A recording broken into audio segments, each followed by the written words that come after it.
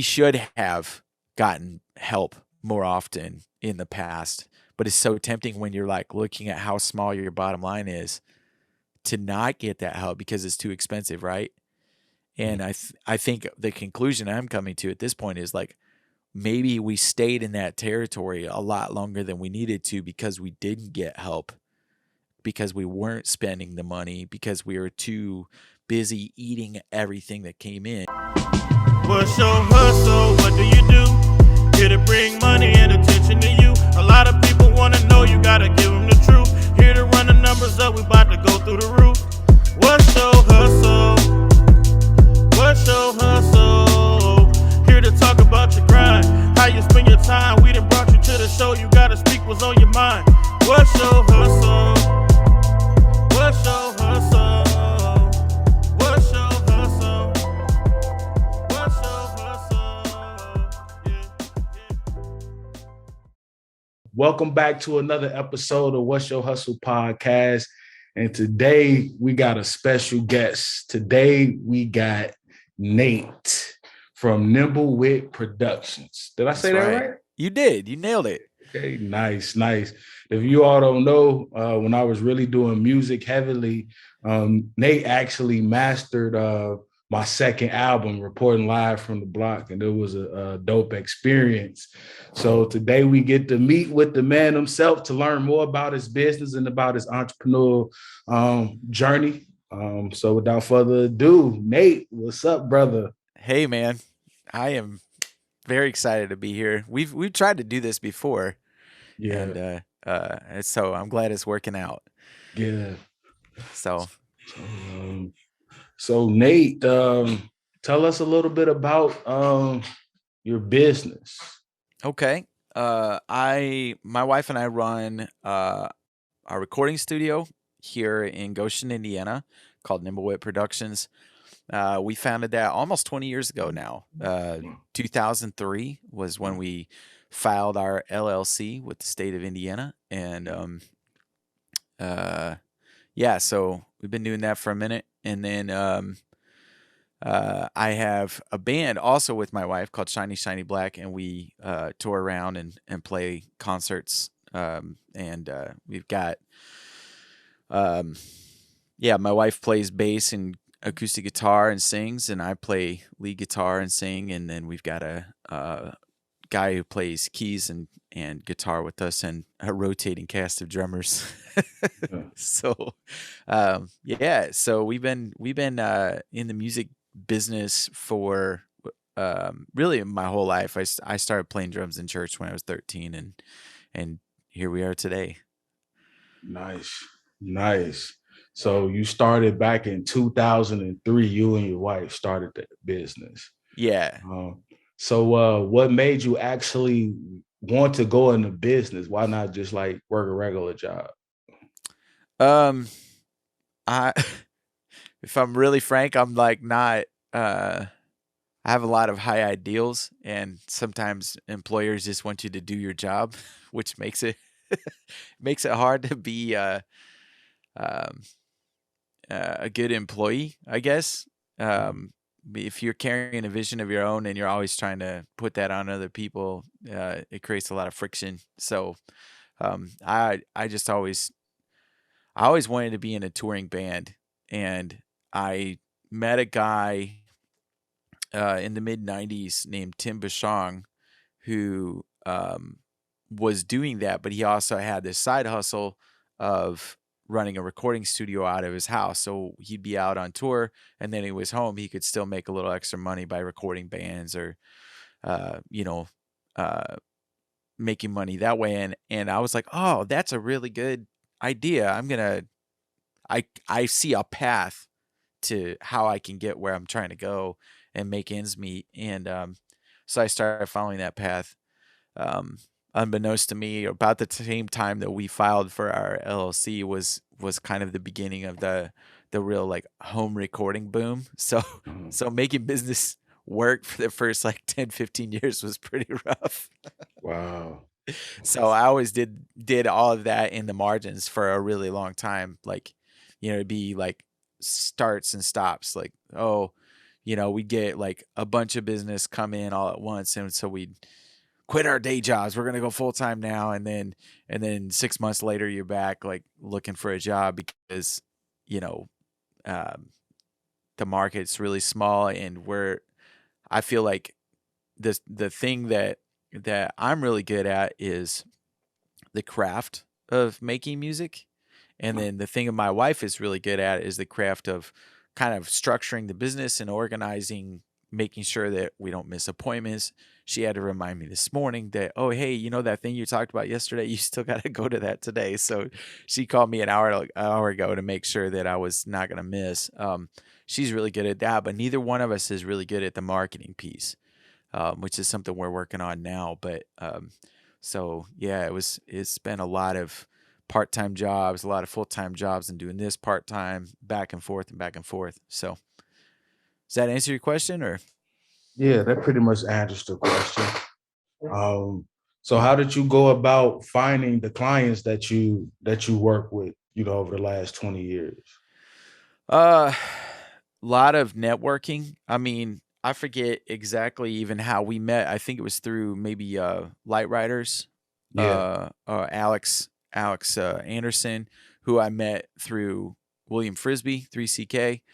Um, and it's just like, oh, one connection leads to another. Personal networking, frankly, is how I've made anything work at all. It's just like work really hard to build your reputation, you know deliver the highest quality product you can, and trust those results to promote you and expand your network. Yeah, and that's been primarily it. Okay.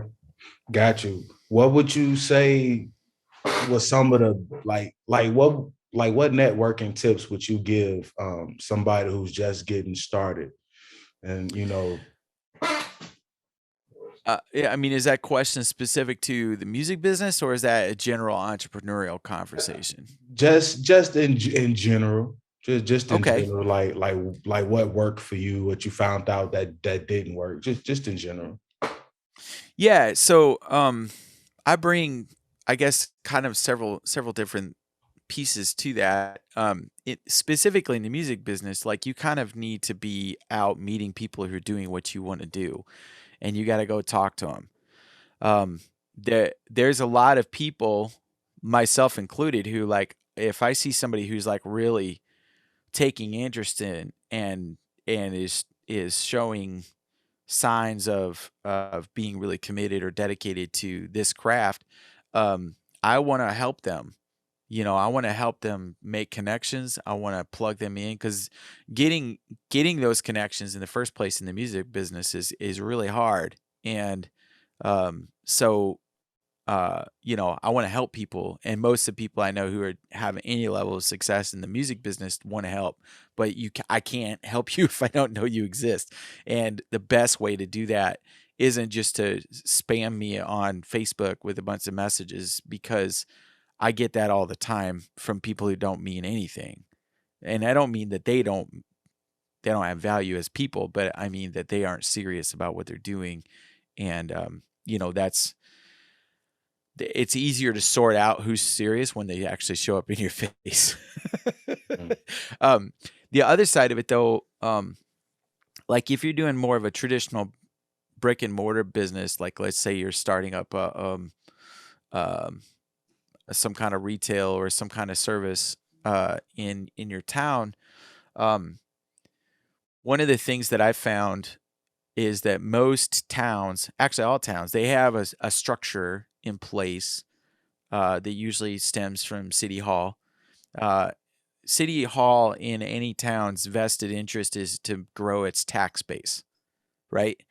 And that has nothing to do with anything other than they need money to pay for maintaining sidewalks, maintaining streets, putting up street signs, paying for the water, right?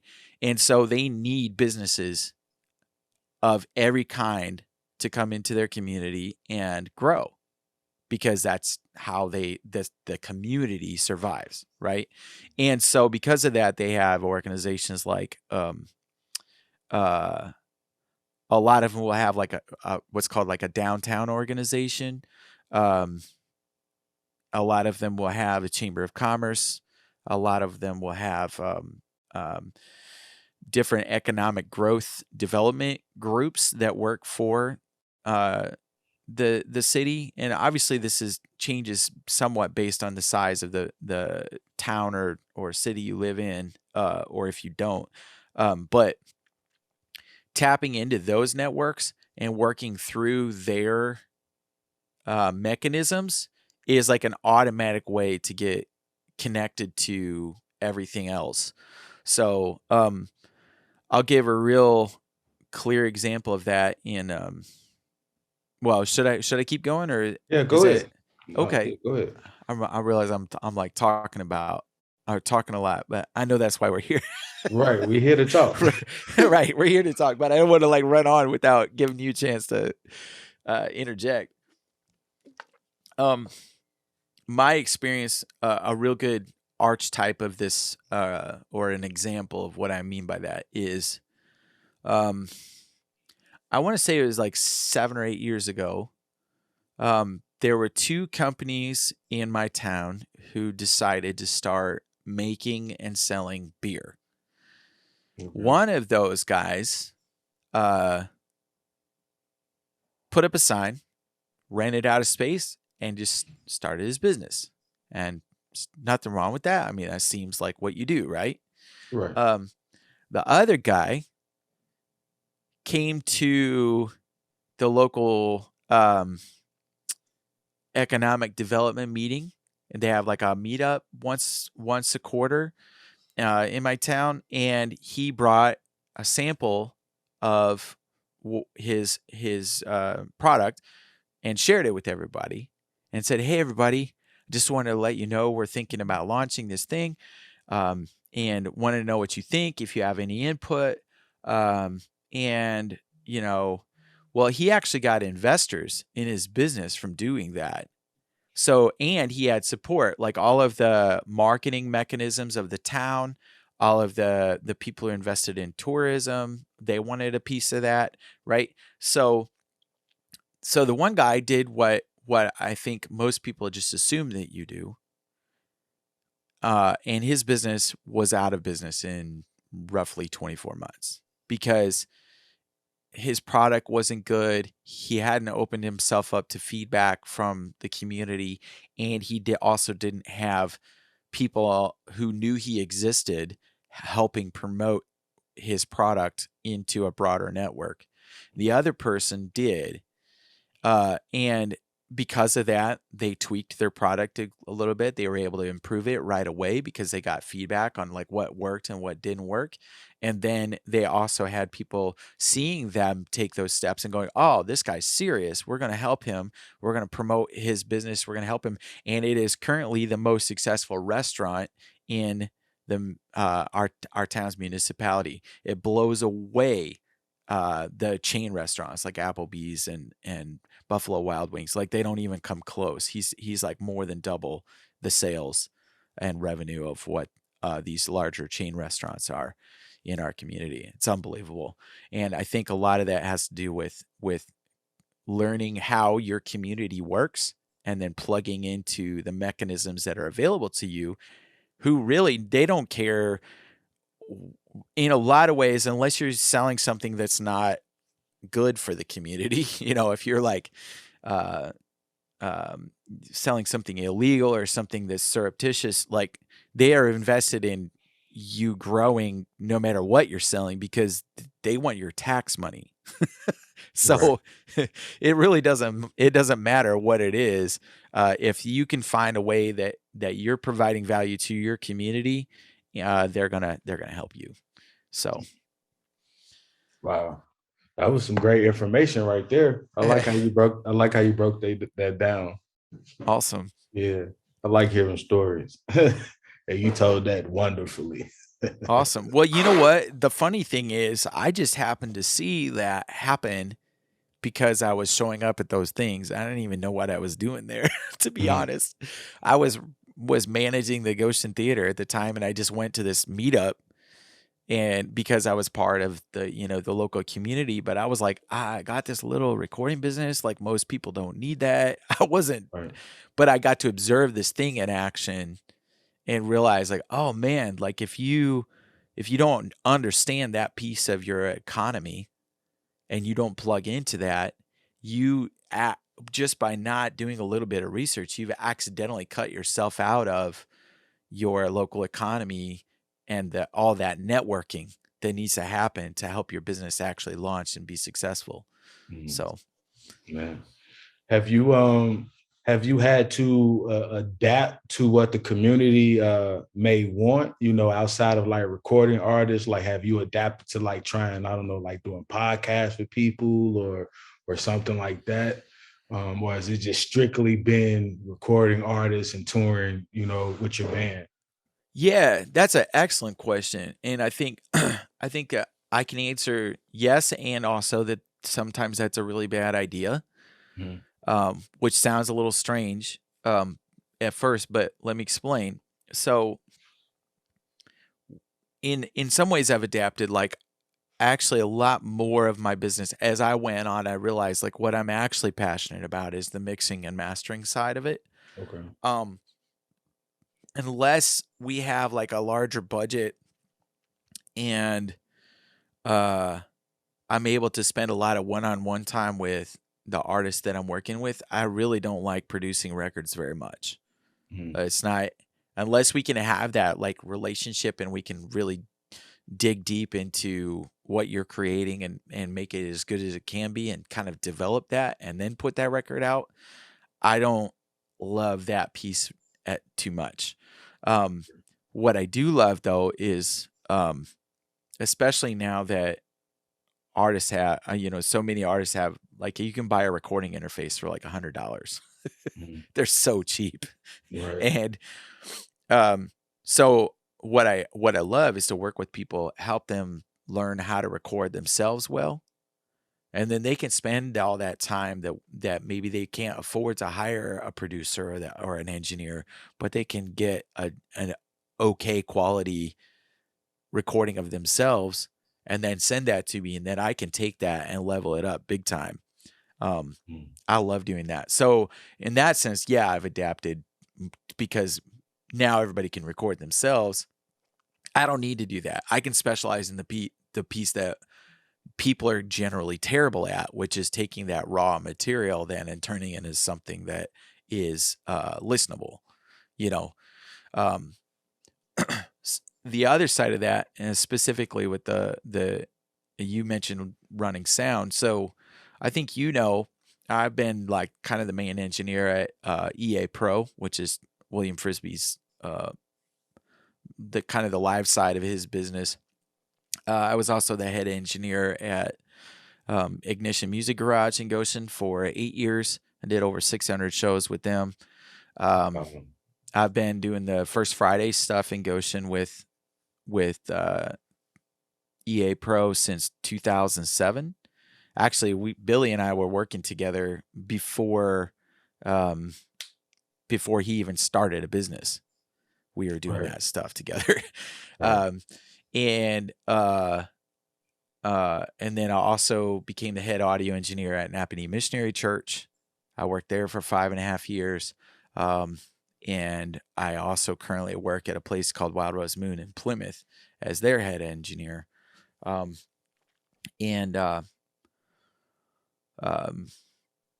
one of the things that I realized was that you have to kind of really stick to your guns about what you want to do. Um, One of the things that I think has been a big mistake of mine in the last 15 years was getting pulled more and more into the live sound side of things, um, because it really ate up a lot of space in my life Yeah. that kept me from growing my craft in the other areas that I actually cared a lot more about. And it also put me in the position of sitting there staring at other people doing my dream, right? Mhm. And I just think like if that's the position you're putting yourself in, it's really bad for your emotional well-being. It's bad for your soul to be like sitting there watching other people do what you want to do and helping them doing that. But by doing that, you're keeping yourself from doing what you really is in your heart to do. I think my experience of that in the long run is that that is an unhealthy path to go down, and you should avoid it if you can, even if it means that you end up doing more part-time work for longer or even full-time work for longer to put food on the table, but you're still getting to spend your extra time or your time outside of that working on the thing you're truly passionate about. I think that's in in a lot of ways that's probably a better way to go about it than what I've done. I don't know because I didn't live that other life, but that's the steps I'm taking now is to walk away from doing as much of the live audio stuff and also walking away from trying to record as many bands in my studio and focus more on the parts of the business that I really do care about, mixing records and making music for people. Have have you been able to find like people to work with through social media and online? Like there's a lot of artists, like you say, that record themselves and they always need somebody to mix and master their project. Yeah, I specifically in that area, I would just say I'll be real honest. I'm straight up terrible at marketing that side of it. Most of the people that I end up doing that work for are people who know me locally. Through that network, I ended up doing a couple projects for New West Records, which is a major indie label that specializes in Americana music. And also ended up recording with a band that was signed to Sony. But I don't know anybody at those record labels. I don't have any connections to them. And once those projects ended, that all just, pulled back in. I don't have more of that coming as far as I know. What I do know is that I keep getting to work with better and better artists, and everything comes out sounding better, and then it makes us all look better, and then more people want that, right? Right. So, um, I don't know. Yeah, I'm full honest. I've been really bad at that part of it, and that's something my wife and I are working on, but specifically with the music side of it. Mhm. Um, I think it's a real temptation when you're a really small business, especially one that tends to be run like kind of bootstrappy, like everybody's just kind of doing their little piece. It's Right. really, I guess, one of the other big mistakes that I feel like me and my wife made was trying to do it all ourselves. Uh-huh. You know what I mean? Like we've run all of our social media ever. I ran my MySpace page. We've built our own websites. We've always maintained our Facebook presence. We've always maintained our Instagram presence. I didn't get on TikTok because I was just so overwhelmed with like the amount of pages and things that I'm trying to maintain, right? And Mhm. it's not, it's there's one for the arts organization that my wife was involved with, and then we got the one for our recording studio, and we got the one for our band, and like, okay, well now like every one of those has to have a presence online, and now it's like, oh my gosh, like it's just way too much. Um, and we should have gotten help more often in the past, but it's so tempting when you're like looking at how small your bottom line is to not get that help because it's too expensive, right? Mhm. And I think the conclusion I'm coming to at this point is like maybe we stayed in that territory a lot longer than we needed to because we didn't get help, because we weren't spending the money, because we were too busy eating everything that came in rather than. Does that make sense? Oh yeah, that makes perfect sense. Yeah. So so I think it's a temptation, but I also think it's kind of maybe a trap for entrepreneurs, especially ones that are doing something that's pretty niche, you know. And Yeah. that could be like you're making bath soap or you're like uh doing boutique dresses, or it doesn't really matter what it is, but if it's something that's a small operation with only a couple of people involved and there's not a lot of profit and you're just doing it because you are really passionate about your craft, you can get stuck there, I think, for a long, long time. Yeah. At least I have. Mhm. Um, Yeah, with me, I noticed like when trying to do like in regard to like video production work, it becomes a lot. You producer, you the writer, the audio technician, the editor. Uh-huh. It's like a lot of different roles that you're playing. And in the beginning, when you're doing it like by yourself, bootstrapping, like you say, you don't really look at it like you're playing all those different roles. You just looking like this is what I have to go through to just get the job done. But then Yep. as you want to grow and scale and make more money, you're like, well, how can I make more money? And then you say, well, I can get How this do I done. have more hours in the day? Right. But at the end of the day, you have to get a team and then you just have to charge more. And you maybe add a few more $100 to each person you need to help you out. You have to figure that out. But at the end of Yep. the day, that's how you scale. That's how you make more money. You have to bring in more people so that you can produce quality. Because if it's just like you and with me, it was just me. Particularly talk about like my company, it was just me. And so I would say, well, I won't worry about that. I'll fix it because I'm doing 10 other jobs. So I'll forgive myself, Right. because I'm the personal assistant, I'm the producer, I'm the editor, I'm the DP, I'm the colorist. It's like I'm gonna give myself a break, but then that causes you heartache, that causes you pain, that waters down your brand. Hmm. But you don't look at it like that, because you want to consume as much profit, like you say, as you can, But I learned to just spread it out. So I'd rather charge a client like $3,000 for a job and have all the appropriate people and maybe walk away with like $500. But I know that job is done 100% right. I got every person, place, and line, and I know it's going to be done specifically to their specification, rather than me just trying to consume the whole 3,000 and then a mistake happen and then I lose that client. Yep. Yep. 100%.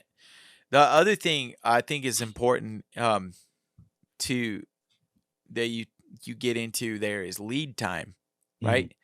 And so I'm going to touch back to a little bit to so I also ran a construction business for a while Okay. trying to make ends meet. So because the idea was like, oh, if I work for myself over here instead of working for somebody else, then I can be more flexible with my schedule. I can make sure that like, oh, I'm gonna go on tour for this month. I'm gonna I'm gonna not book anything for the construction business that month so that I can go do this other thing, right? And oh, that sounds like a really good idea. Um, but what would happen then is if I did that and I had an overrun, maybe I didn't get a job wrapped up in time with my construction client, and then now how do I take care of them? How do I can't, I literally can't. I'm going to be gone. So you end up doing stupid things like working 18, 20 hours a day with power tools and air nailers and all those other things and putting yourself in danger. And then if it's somebody's house and you're like in their living room like for a month, they don't want you there that long, and they certainly don't want you keeping them up at night because they got to go to work in the morning, Right. right? So you end up putting yourself in these boxes, and then it drags on because one thing that you didn't estimate enough time for bumps into another thing, and now that one's running over too, and now you see how the dominoes start to fall, and you can end up in trouble, and you have no capacity because you don't have anybody working with you to absorb that.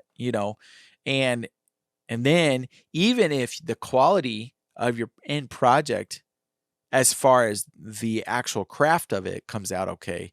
you have failed your customer and they are not going to have you back. Because even if they're like, oh, yeah, this guy did amazing work, we love him to death, but my goodness, he was here till like all hours trying to make this thing happen. And he was really stressed out the whole time and hard to talk to because, you know, his head was so far into like trying to make this thing happen that's still not a good product. Right. You know what I mean? And I think that's kind of what you're referencing there. Like you can get in those situations where you're like doing all the pieces if you take 2% too long on every piece because you're trying to do too much and you're shifting gears all the time and all that 2% over 10 processes ends to be 10% overrun, right? Right. Or 5 processes, right? So, I'm also bad at math. We just Oh, revealed that. me too. Good. So, and yeah. So, anyways, I think that's an important thing to touch on. Like if it's all on you and you don't have like a really simple thing that you can guarantee the outcome every time, which most of what we do is not simple, uh, you're gonna get yourself in trouble. Mhm. No, yeah, you're right. You're right. Definitely gotta have a some sort of system, you know, that's what success is, having a system. Things get done over and over and over again, the same way repetitively. It's kind of how Yep. like Chick-fil-A is. They have a system when you go through like that drive-through line. I don't care how long that line is, they got a system to get you in and get you out, Yep. you know. Yep. Yeah. For real. I maybe some. I mean, I don't know. Some people are good at that stuff, but I'm not, and I actually think most people aren't. Mhm. And and then we end up trying to kid ourselves thinking that, oh, I can be the superhero of entrepreneurship, and like, I don't know, I maybe some other people can do that, but I feel like I need more help than that at this Yeah. point. I've finally figured that out. Yeah. No, I mean, it's great that you come to that conclusion. There's a lot of people who think that they can do it by themselves, but I mean, you really can't. I mean, if you look at anybody who you may deem as successful or billionaire, like Jeff Bezos or something, like, I mean, it's some people behind them that's helping them get to where he wants to be at.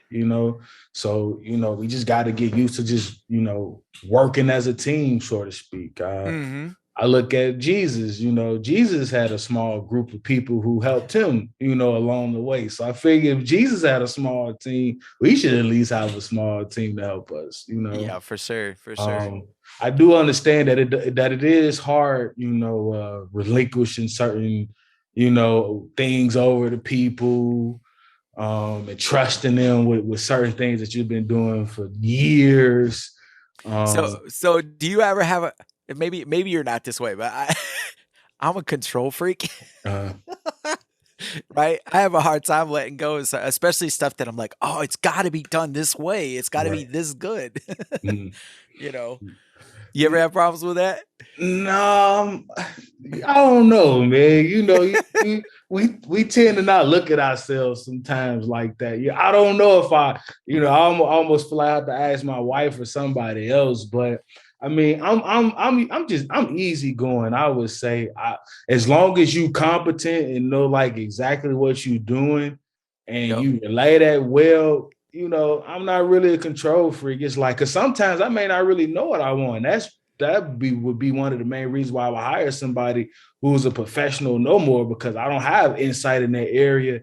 And so I would just say, hey, this was what I was thinking. Or I was like, look, I gotta go. I want to try to do something like this person, but I don't know how we're gonna get there. What's Yeah, your yeah, take on yeah. it? I'm kind of that person. And then once you give me something back, I either say yay or nay, or I like it or I don't like it, or I just roll with it and see what happens, and then make tweaks along the way. But at the end of the day, I just try to trust the people who I bring in to help me. It's just like it's people who call me for video stuff or podcast and stuff, and they like, you look, just tell me what I'm supposed to do, and that's what I'm gonna do, because you're the expert in this and you know more about it than I do. And so I look at it like that with the team aspect. You bring in different people to handle certain things, and you let them do what they do. you Hmm. know I'm not saying you just completely don't let them run amok, but let them do what they do and see what happens, and then make tweaks along the way or micro adjustments. Yeah, yeah, yeah. Yeah. See, I think we just revealed your. I like that because I'm high strung. I stress about stuff. I've like gotta make. I gotta. It's hard for me to find people that I feel like are gonna live up to the same level of care about the product that I do. Um, and you know, I don't know. I think that's maybe a flaw in myself that has replicated itself in my business is like not letting go of things because you don't trust people, or maybe I haven't had the right people around me too. I don't know, but that's certainly a trap I think is that I've discovered in myself is like, man, like sometimes you just have to be okay with like um maybe it did take that person a little longer, but you know, don't fire them. Right. Don't blow them up over stuff. Give people a chance to learn. I'm not I'm not as good at that because you know I don't know. I'm just controlling. I think it takes time to get to that level where you just 100%, just trust somebody. But I think it just happens in steps. You give them a project, something small, and they come through and they supposed to. You give them something else, and it just consistency. Basically, they have been consistent with doing what they said it would do. And so when it comes to something else, you when you say, man, well, can I trust them to do it? And then you have to say, well, they have consistently been good or they have consistently been bad. So either that will determine, what I'm gonna let them to do, Mhm. But overall, being an entrepreneur, business owner, whatever, it's like the goal is to like get it to what a business can run Mhm. without you. Because if it can't, like if my business can't run without me, I'm still just an employee. If I break my leg or my arm or I lose my hearing or something, and if the business can't go on without me, then I have failed. So the goal is to bring in people little bit by little bit who can take over those roles that you're doing so that you can transition over to something else. And that could just be simply just spending more time with your family or Right, which would just be a good thing. right. My thing is, hey, if I could just go fishing every day, I would be a happy man, Oh, you like fishing, huh? Oh yeah, I love fishing, man. My family just went out fishing a couple days ago. Nice, Yeah. nice. So I never did it for me, but if I had the opportunity to hop in a race car, that'd be a different story. man, man, I was in Pittsburgh working on like this documentary, and we was just kind of going through the neighborhood, and all of a sudden we just heard this like loud engine.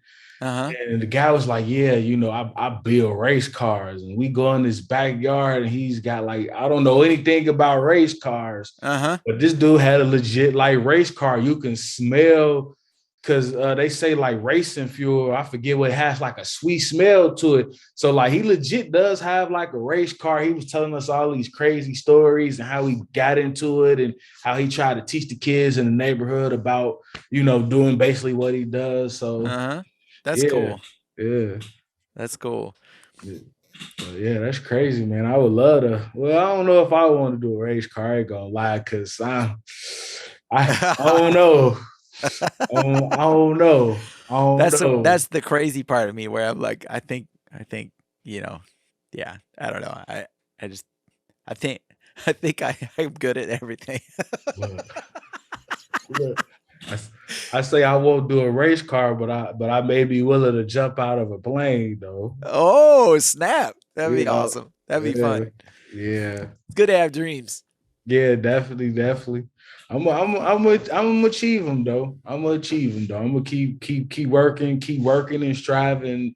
That way, build that generational wealth so that my family can live the type of life that they want to Mhm. live. I said I was driving down the street the other day, and I was like, well, like, what is it that you want? Like, what's living to you? And I was like, I don't know. I was like, to be able to go wherever, whenever, and travel however I want to. That's like true Freedom. freedom. Yeah, man. Like if I want to travel to Dubai on jet or on a first class flight or a coach or whatever, I got that choice. Yep, You yep, know, that's true freedom, and to be able to purchase whatever I want and not have to look at the price tag. yep. That's Yeah. and to be able to help people and to be able to help people purchase, you know, people who want to buy homes and they can't do it, like be able to help them purchase homes, send kids to college, feed people, you Mhm. know, like that's true freedom to me. Yeah, man. Yeah. Man, that sounds awesome. I always thought micro lending and that kinda thing would be cool to be able to, like, be in a position to do that, you know? Mhm.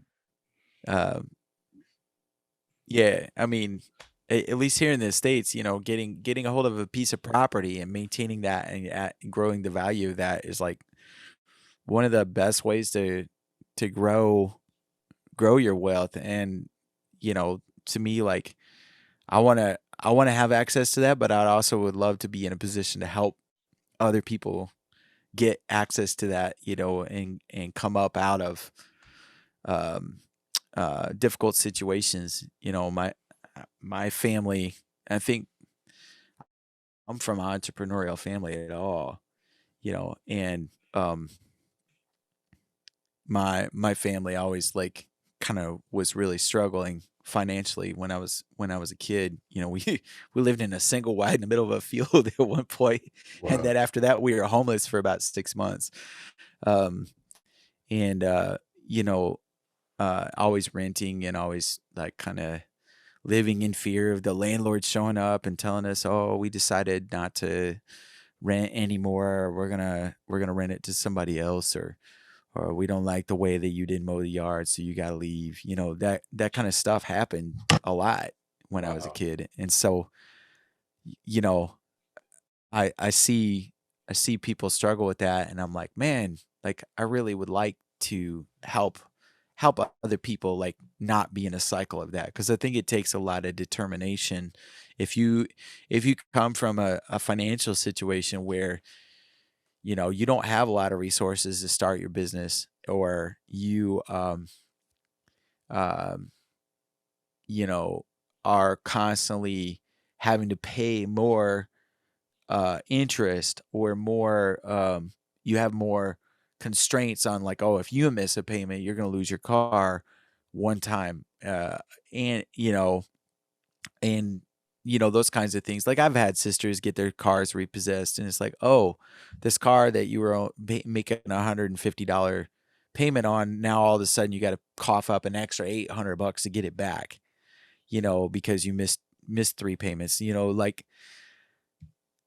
those kind of things. I feel like when you're in a difficult economic situation, it's almost like the whole system works against you to keep you oppressed, to keep you in that situation. It's like, oh, I can't get to work because I don't have a car, because it got repossessed, because I couldn't pay for it, because and it's like, good grief, like, how do you break that stuff? And so anyways, yeah, one of my big dreams definitely would be like to grow my business to a point where I can find people in those situations and like create new opportunities for them that are get them out of that. Mhm. So, Yeah. That's why I'm kind of grateful for programs like Habitat for Humanity. mhm, If you don't, make enough money or whatnot, they still will put you in a home. They have a good program.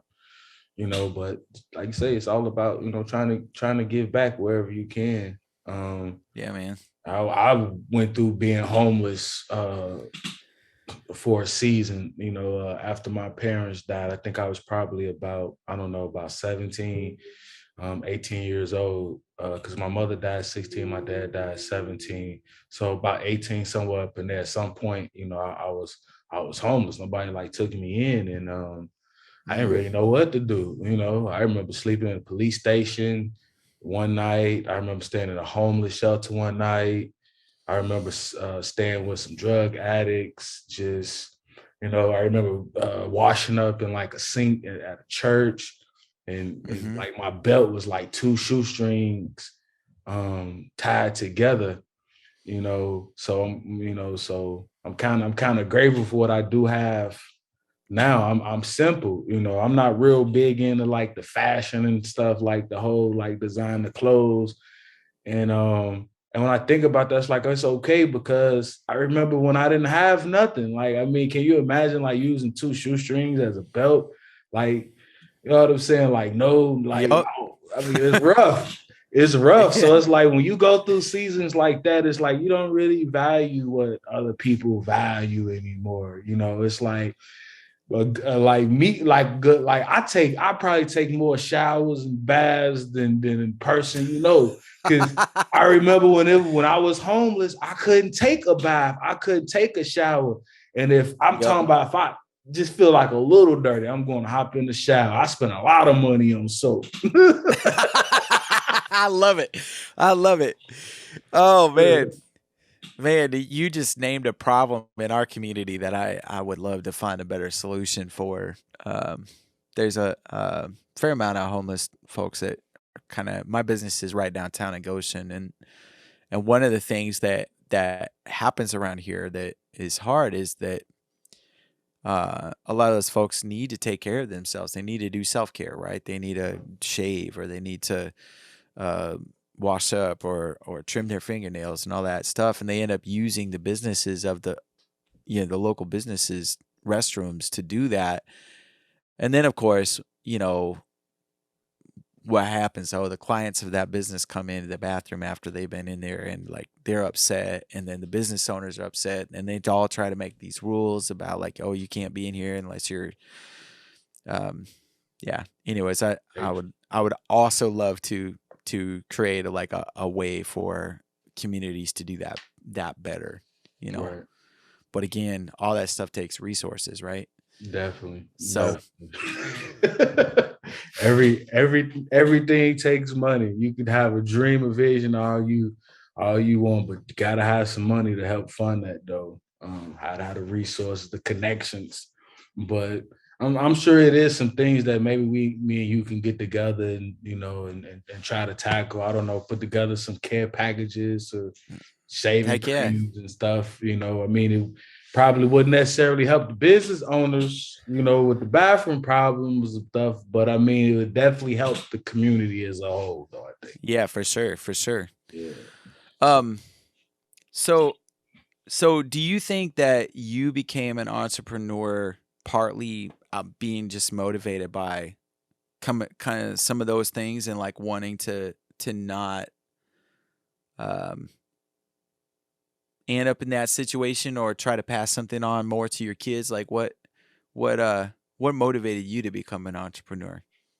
well, my father motivated me to become an entrepreneur. So it's like literally like in my blood. Like I tell people, like hustling it's in my blood. It's in my DNA. I've been from the day I was born. I was taught to go out and make a dollar.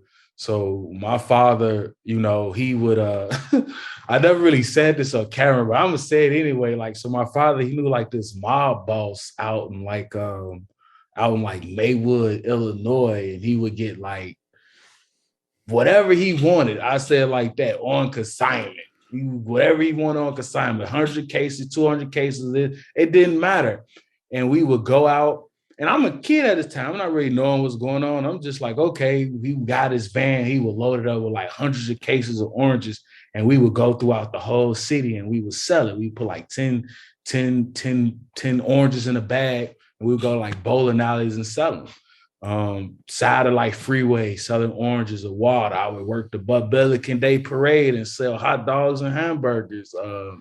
He would have me going through like why everybody out riding their bikes or whatnot. Like I couldn't do that type of stuff until like I went out and collected like 2 big bags of cans and stuff like that. And then he would take me to the recycling factory, and then I would get whatever the money was. It may be $10, $20, but whatever I made, it was like my money. So from an early age, I was seeing like for your efforts, you would get paid for it. And it had nothing to do with like working a job. But he would tell me, you got to work a job and have a hustle. Well, that's what we called it back then. We didn't really call it like being entrepreneurs, just call it like hustling. And so I just did that sort of thing for a while, but I think I kind of lost touch of it, like after I went through like homelessness, because when you go through like homelessness, it's like I just wanted stability. I wasn't really thinking about the extra stuff like millions of dollars, generational wealth. Like I was like roof, a car, clothes, like Food. food. Like give me that for a while and I'm cool. And so, I had went through a period where I wasn't even thinking about that. And then until one day I was like, I don't want to work a job anymore. Like I'm tired of working, but why am I working a job? And it's like all this stuff just started like coming to my head. Like, remember you used to Mhm. do this, and like I don't know the lessons. Kind of like the prodigal son in a sense. It's like you really don't have to. Like you got the experience. And so that's why I never really worked out for me. Like I never worked a job like a real job. I never held a job, not because like I was like a messed up employee or something, but Mhm. I just could never hold a job like longer than a year. I think the longest job I had was like 2 years. So You get bored? it's just I don't know. It's like I would just want something more. Like it Mhm. just I don't know. It just would never sit well with. It would just never sit well with me. Like I worked at Jewel Osco. I worked at Walmart. I worked at this place called Vacuum Class, and I worked at a place called Village Bazaar. Those is the only jobs I ever held in my life. That's it. Outside of that, I work for Wow. myself. Wow. That's awesome. I'm like the opposite, man. I was like a serial like jobist. I had I had I had so many jobs. I remember I was on tour a couple years ago and the tour manager was like, you spend like 7 hours driving in a van somewhere to like go play a show and you end up talking about everything he was like, "Wait, how many jobs did you have?" And I'm like, "I don't know." I had so many. I started writing down the list and like, even the number of businesses I own. My wife and I rented out our house while we were living somewhere else, and so we ended up being landlords. Like, I mean, yeah, I've made pizzas. I've driven delivery vehicles. I've built boats. Worked in construction, on and on and on. I worked as a computer aided draftsman, like, just all kinds of stuff. And so, but yeah, kind of this, I got lucky. It sounds to me that you had a really, in some ways, a fortunate experience that your dad was kind of like, um, you know, he kind of set an example for you of how things were to go. Um, my dad was always like a really good worker, Yeah. but he was scared of starting his own business. I don't want all that responsibility. Oh, I don't know. What if it failed? Almost a little bit like you ever see, um, I'll call my dad out right here. You ever see, Back to the Future? Yeah. You Yeah. remember the dad in that? He's like he has no faith in himself, right? Mhm. And I feel like that was my dad, just kind of very like no, it wasn't that he didn't have initiative or he wasn't willing to work hard because he totally did. He just never was like felt like he knew what he needed to know, um, to run a business. But then when I was 13, we started going to this church, and it was like the whole church was entrepreneurs except for my my parents. Everybody had their own like business or they were like doing a side hustle of some kind, and um uh that was really, it gave me a certain sense of like, oh, okay, like this is a normal guy. This is a guy who plays the drums at my church, but he owns this business. Oh, this is a guy that plays piano at my church, but he has a whole business painting custom vans, for van conversions. And oh, this guy over here, he doesn't own his own business, but he sold his, and now he works as like the vice president at this boat company now because they bought him out. And you know, like you could see, oh, like this is just a guy I go to church with, and we have Sunday picnic with. They're not like superheroes. They're like normal people that just made a choice to do something, you know, and so that was uh for me, that kind of was where I got like that mental template for like, oh, you can just decide you want to do something and go try it. And maybe it won't work, but maybe it will. And if it does, then you get to live differently than people who have to answer to somebody all the time, you know? Um, and that's kind of, for me, that's where that came from. So, Man, that's I don't think I ever been to a church where it's like all filled with like entrepreneurs. That sounds like a dope spot to like I yeah, would it was on the north side of Elkhart. The building is still there, but it's a different church now. But um, yeah, it was kind of wild. And they were involved in a bunch of different organizations too, like helping fund like uh, Reason Enough to Act, the Mhm, pregnancy help center, and um, I remember doing fundraisers for that when I was a teenager. I mean, they were just really active in mhm, the community of like trying to support good causes and like use the resources that they were getting from running businesses to do things like that. And mhm. that just inspired me. Yeah. How long was you at the church? Like years? I started going there when I was 13, 13 and a half, and I left there when I was 19. So Yes. about 6 years. Yeah. Well, I mean, so you have gotten the chance to like be around entrepreneurs at an early age, and I'm sure you caught some lingo and heard some things and was privy to some conversations that you probably couldn't have heard otherwise. Like, you know.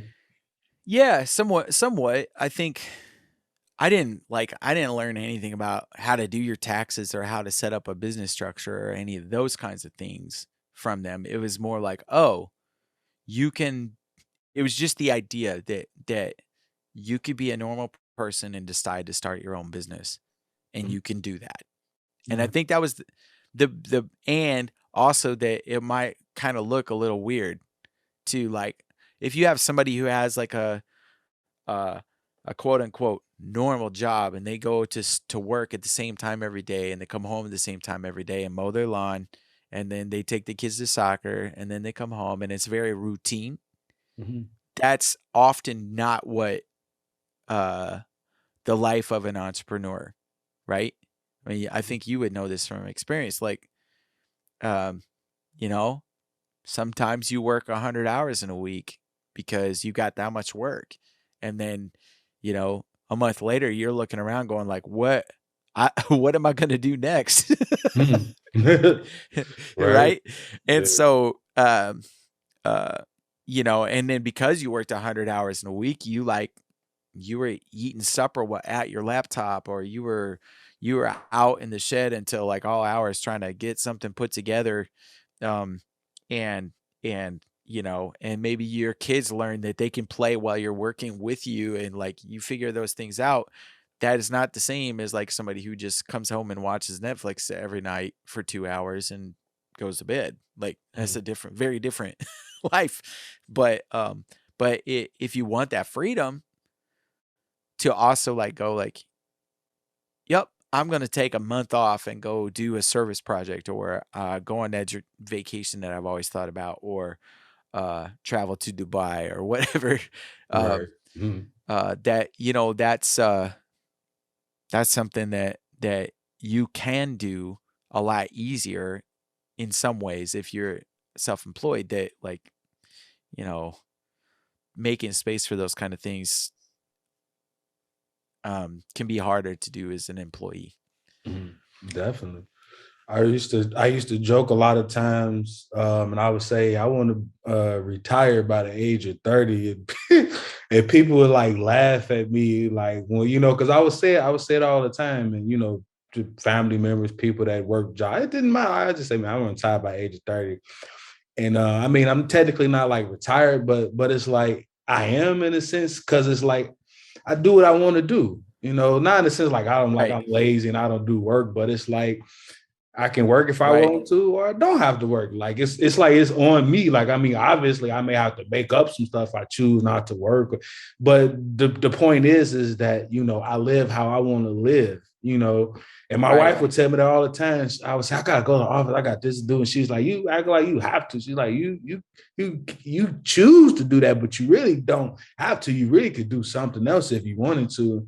I'm like, I never Yep. really looked at it like that, you know, but yeah, it's like having that freedom, you know, that freedom to be able to choose whatever it is that you want to do. Like, Mhm. you know, I may work 100 hours one week, and then the next week I may just go fishing for the rest of the week, and the week after that it may be 200. Who knows? But you know, I enjoy it, you know, and I love it. And I think the beauty about you being able to be around some of the entrepreneurs in the church is like you was able to get like the mindset piece. You may have not learned like Mhm. infrastructure and file taxes and all of that stuff, but you the mindset piece. And a lot of times people miss the mindset piece. Like you could have like you could know exactly what to do and follow this and follow that.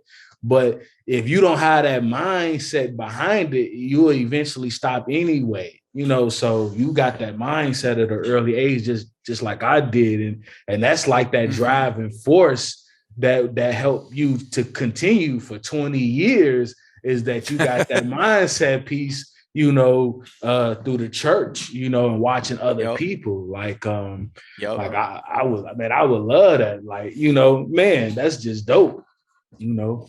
Um, Well, I think it's also inspiring now to think of like, oh, when I'm out in my community and I'm around young people, if they know what I do, maybe that will inspire them to like be the next generation of people who do that, you know? And I think that's really really cool, you know, mhm. to kind of think about that. I have one more question for you if you have time. Yeah, sure. Whatever you need. Yeah. Well, I wanted to well, or maybe I wanted to get your feedback and maybe speak to this.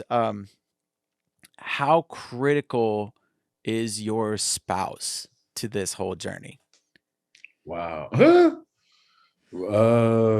My spouse is real critical. Like I really couldn't do the things that I can do really without my wife, you know, even if it's just the fact that she just allows me. A lot of men don't really have that freedom or peace. Like I heard Steve Harvey talk on the Earn Your Leisure podcast, and he talked about how his first wife, he said, man, he would come home and he would just like sit in the driveway and he would like dread going in the house, you know, because it wasn't peace, you know. And I don't have those type of problems. Like I have peace, you know, and I have the freedom to chase my, you know, my dreams. And Mhm. I have a praying wife, you know. Like I give you a story or example. When I was in South Africa, for some reason I decided to climb a mountain, and it was cool because the climbing the mountain was a lot like the entrepreneurial journey, in the sense of like, okay, we set out that we was gonna climb this mountain together as a group, and we all walking together. But the thing is, people work at different paces, speeds, and so forth. I'm a Mhm. bigger guy, obviously. I'm gonna walk slow. And I remember this one pastor, he was like, man, I was like, you can go on ahead of me because I'm gonna be walking slow. He's like, no, I'm with you to the end, brother. And I was like, okay. And I looked up and he was gone. And I was on this mountain by myself. And I'm like, we started off like 30 deep of this boy. How I end up by myself. And I remember Mhm. I was at the point where it was like I was too high to go down. And to me, from my perspective, it looked more dangerous to try to climb the mountain. It looked more easier to just keep going up than it was to go back down. But Mhm. I couldn't, I was just tired. And I didn't know that I was climbing. I'm like climbing the mountain. I'm talking shirt off. I got gloves on. I'm pulling branches. If I would have grabbed the wrong thing, I would have fell off the mountain. I'm seeing mountain lions and goats, just all Oh. crazy stuff. So I said all that to say that I called my wife. I was like, look, I don't know what's going on. I'm climbing this mountain. I can't do this. And my wife, she obviously, I mean, it's not much she could do. We thousands of miles away from each other, but what she Right. did do for me is what a lot of women may not want to do or to think to do, and that was to pray for me. And that's thing I know, I ended up getting some help. Somebody brought me some water, some person helped carry my bag, and one guy simply just motivated me until I got up the mountain. But my wife, she was a strength to me, when I was weak, when I feel like the whole world is on my shoulders. Like, I like, man, you got this going on. I had this idea or this project. It didn't go how I wanted to. This client didn't do it. And I'm like, man, I don't know if I want to keep doing this stuff. I think it may be easy to get a job. But then my wife would come and say some words to me to encourage me and remind me why I'm doing this, and remind me like we been here before and we could get through this. If God brought you through this, then he can definitely do it.